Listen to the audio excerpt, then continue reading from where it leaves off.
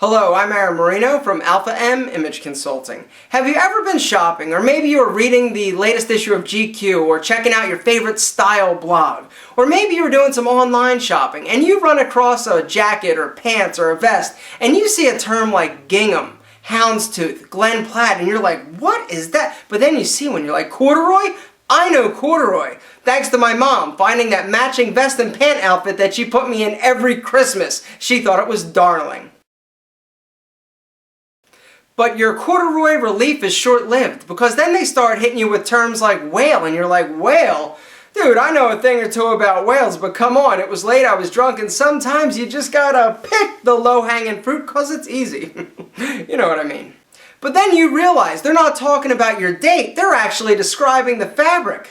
Tweed, twill, you've heard the terms. You might have actually acted like you knew what they were talking about, but you wouldn't know a Prince whale check if it fell out of the sky and landed on your face.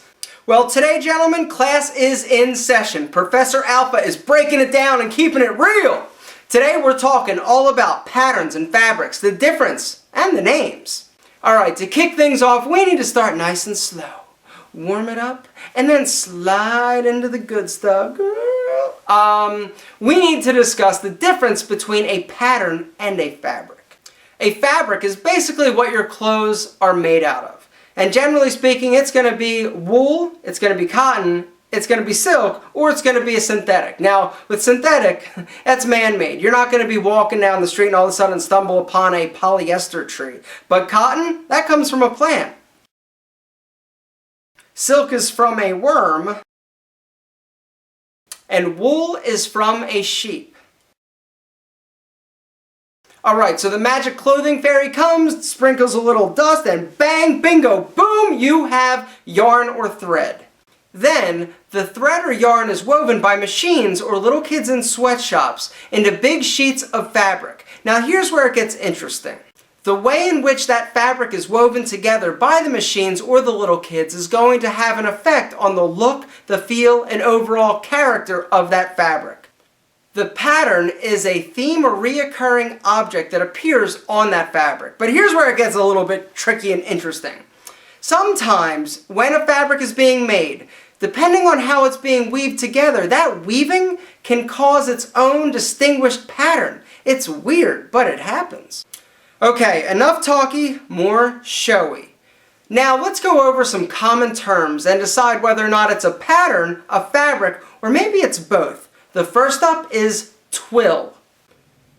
Twill is a weaved pattern of diagonal parallel ribs and looks like this. Twill is one of the most common patterns and weaves of fabric. You're going to find it in shirts, you're going to find it in chinos, you're going to find it in jeans. All these things are made with the twill design. Next up is tweed. You've all heard of a tweed jacket. Well, tweed is a rough, unfinished wool fabric. When I see something and it's tweed, it kind of reminds me of something that Grandma might make if Grandma were a clothes weaving superhero. And it looks like this.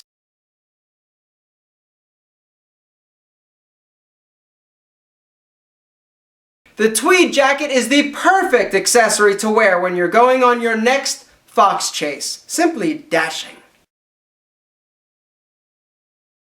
Next up is a fabric called gingham. Now gingham, all it is a simple medium weight cotton fabric. Simple weave. No fancy patterns, no The pattern though is put on there, and typically when you think gingham, you think of a colored checkerboard pattern. Something like this.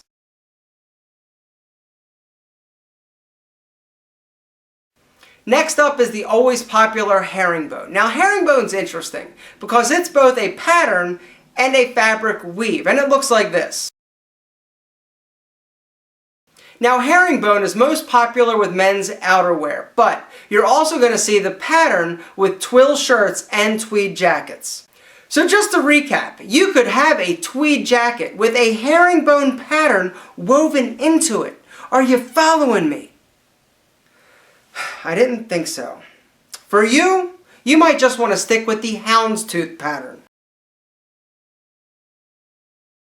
Houndstooth is characterized by a broken check pattern, or it's any abstract 4-point shape. You could have a plain houndstooth pattern like this, or some other patterns actually take the houndstooth and combine it with another pattern like a window pane. The result of the happy marriage between the window pane fabric and the houndstooth fabric is something called Glen Plaid, and it looks like this.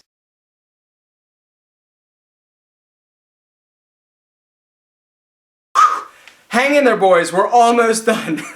Another popular fabric is velvet.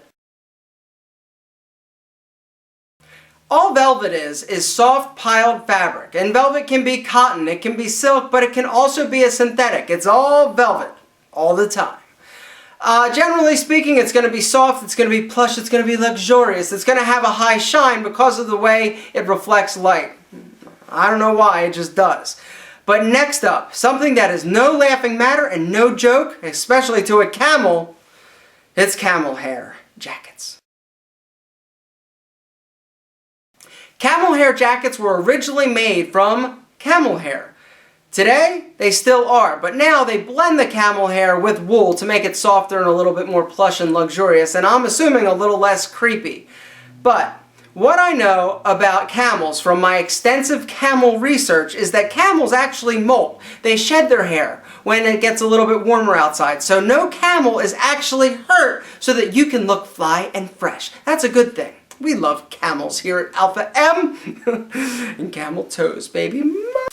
And last, but certainly not least, is every little kid's nemesis, corduroy. They use this wonder fabric for sport coats, for casual jackets, for pants, for shirts, and for lederhosen. What, you don't have a pair of lederhosen? That is the latest in men's fall fashion. It's almost, is it October? It's Oktoberfest! And no conversation about corduroy is complete without discussing the wale. Now all the wale is basically talking about the size of the cord or that raised line.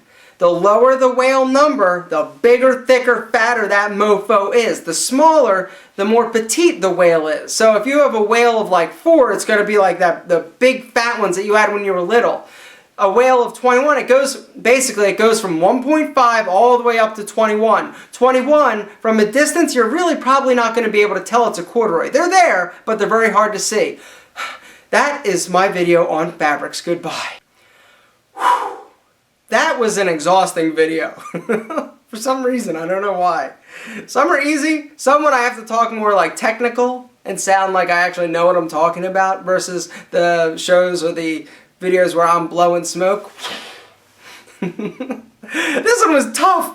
Anyway, guys, something I want you to do. There's a link down below. It's to my website. I want you to go and sign up. I'm doing a newsletter now. Once a month, I'm going to send out some style fashion tips, tell you what's going on with Alpha M. In January, I'm launching my biggest project to date, and I'm really excited about it. I've been working and killing myself getting ready for it. So I'll basically be updating, what's happening, and you sign up now. I will give you a little ebook. It's something I wrote. It's the men's top 10 image killers and how to fix them, plus the out the door checklist. Have I tempted you enough? Go sign up. Come on.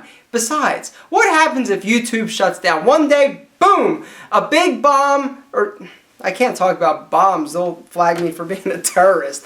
Do me a favor, go sign up, I'll give you something, and it'll allow me to keep in touch with you if something should ever happen to this channel, they shut it down or whatever. Guys, you're awesome. Bye.